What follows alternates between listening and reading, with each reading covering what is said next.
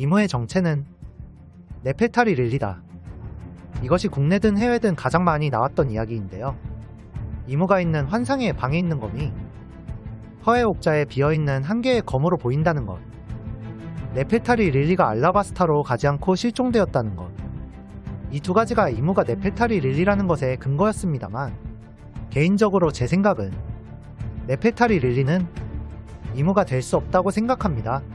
네페탈이 가문은 20명의 왕들과 함께 세계 정부를 세운 가문임에도 불구 고대 왕국이 남긴 고대병기의 위치가 적혀져 있는 포네그리프를 왕가 대대로 지켰기에 신의 천적이라고 불리는 디의 의지를 잇는 가문이라고 생각하면 됩니다.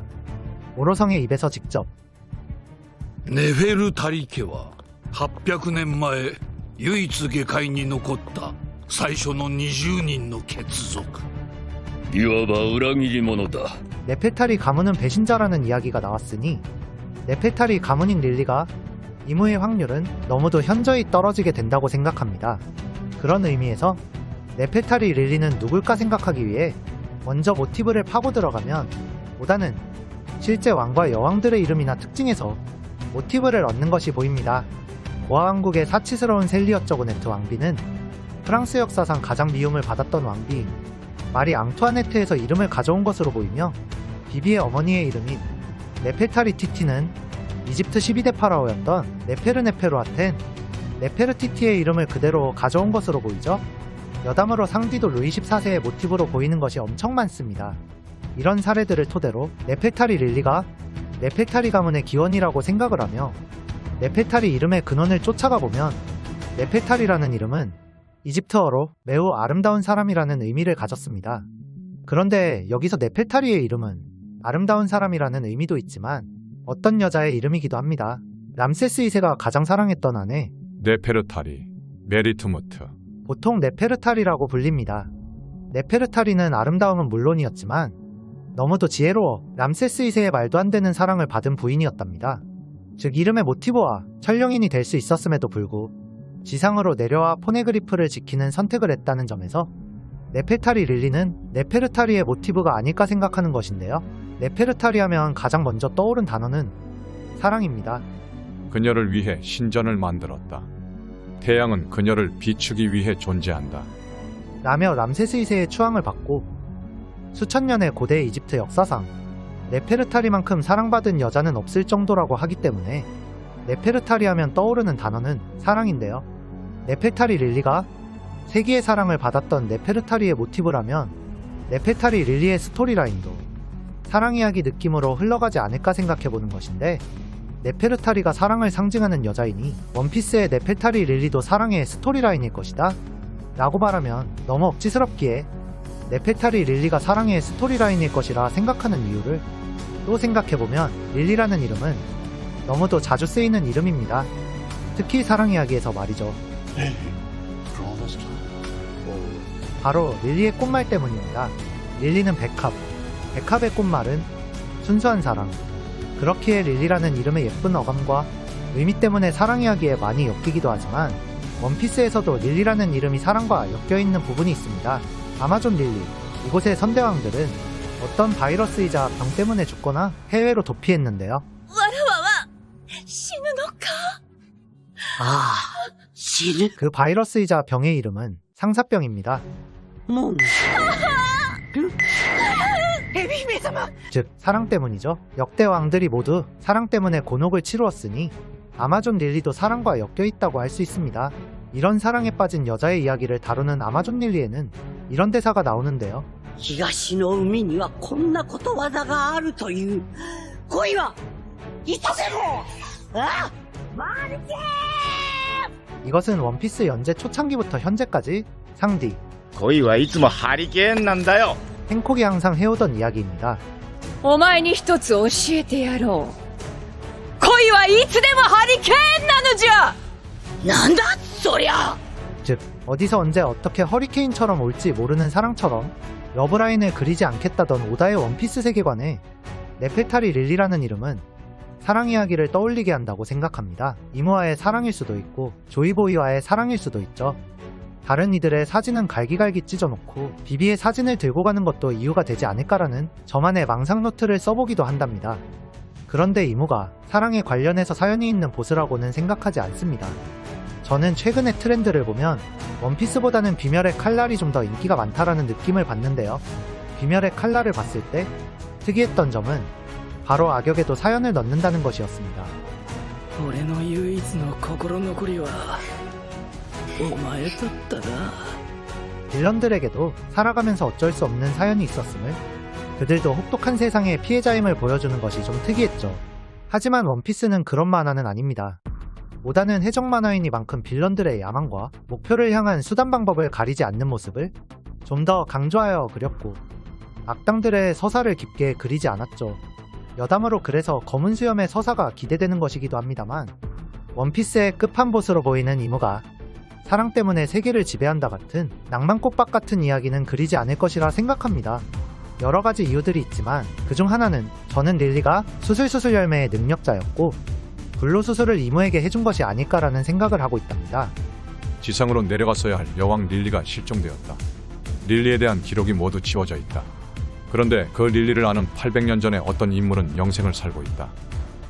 이 세 가지만 봐도 중간에 불로수술이 빠져있는 건 아닌지 의심을 하게 되니 말이죠. 현재로서 관계를 유추할 수는 없지만 이모가 네펠타리 릴리가 아니라는 가정하에 이모는 800년이 지난 지금도 과거의 망령에 시달리고 있음을 알 수 있습니다. 비밀의 방에는 조이보이의 것으로 보이는 밀짚 모자를 굳이 넣어두고 루피를 보며 회상을 하고, 환상의 방에는 네펠타리 릴리의 것으로 보이는 검을 꽂아둔 상태로 있었으며, 다른 사진은 다 찢어놓고 네펠타리 비비의 사진만 챙겨 허위옥자로 올라가고 있었습니다. 릴리의 이름이 나오자 코브라가 있음에도 불구하고 오로성도 놀랄 돌발 행동을 하며 사보에게 들키기까지 했기에 어쩌면 너무도 T일 것 같은 냉정한 이모는 너무도 F일 수도 있지 않을까 생각해봅니다. 오다가 원피스의 보스에게 사연 있는 서사를 넣은 적은 없다고 보면 됩니다. 악인에게 동정을 할 여지를 크게 주지 않는 편이에요. 그런데 딱 한 번 오다가 각 잡고 그런 캐릭터를 만든 적이 있는데요. 제가 원피스에서 네 번째로 좋아하는 캐릭터인 극장판 필름 골드의 캐릭터 길드 테조로입니다.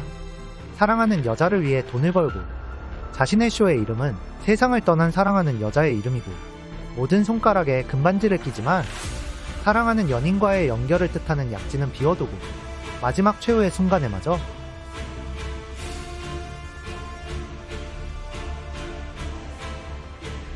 私は心から幸せだった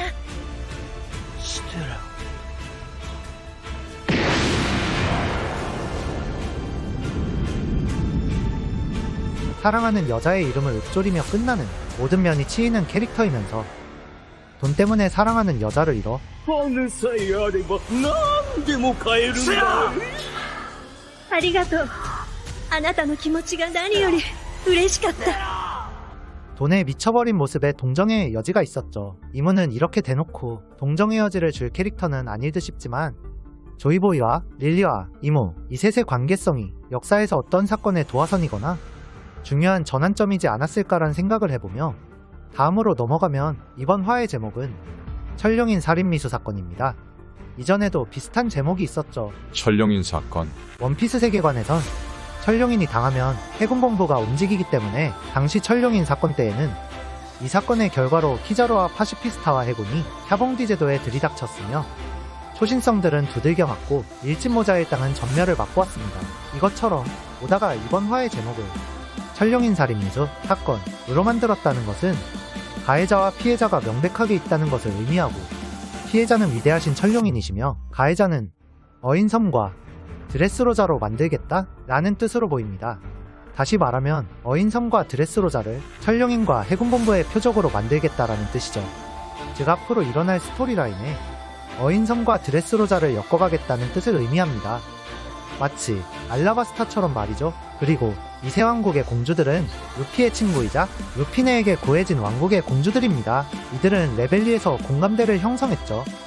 그리고 이세 왕국은 루피네가 구했던 왕국들이며 루피의 친구인 세 공주들이 있는 나라이며, 알라바스타는 공백의 백령과 네펠타리 릴리의 비밀, 어인섬은 포세이돈과 노아, 그리고 조이보이의 약속, 드레스로자는 사나의 적단의 스토리를 풀어갈 수 있기에 오다는 최종장에 앞서 떡밥을 가지고 있는 루피의 친구들의 왕국들을 수면으로 끌어올려 혼돈의 세계에 참여시킴과 동시에 루피는 자신들이 구해주었던 친구들의 왕국들이 천룡인의 표적이 되는 것을 보며 천룡인과 세계정부와 싸울 또 다른 명분을 갖게 된 것이 아닐까 생각해봅니다.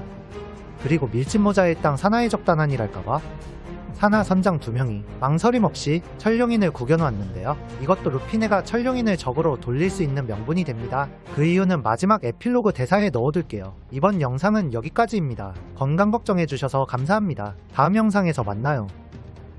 みんなもし俺たちが危ねえと思ったらその時は大声でお前らを呼ぶからそしたら助けてくれよ親分や大海賊じゃなくてもいいだろお前らが困ったら俺たちを呼べ必ず助けに行くから麦わらのルフィの子分にと名乗り集ったくせ者7人この先確固に成長を遂げいずれ歴史に名を残す一大事件を引き起こすのだが今はまだ誰も知らない物語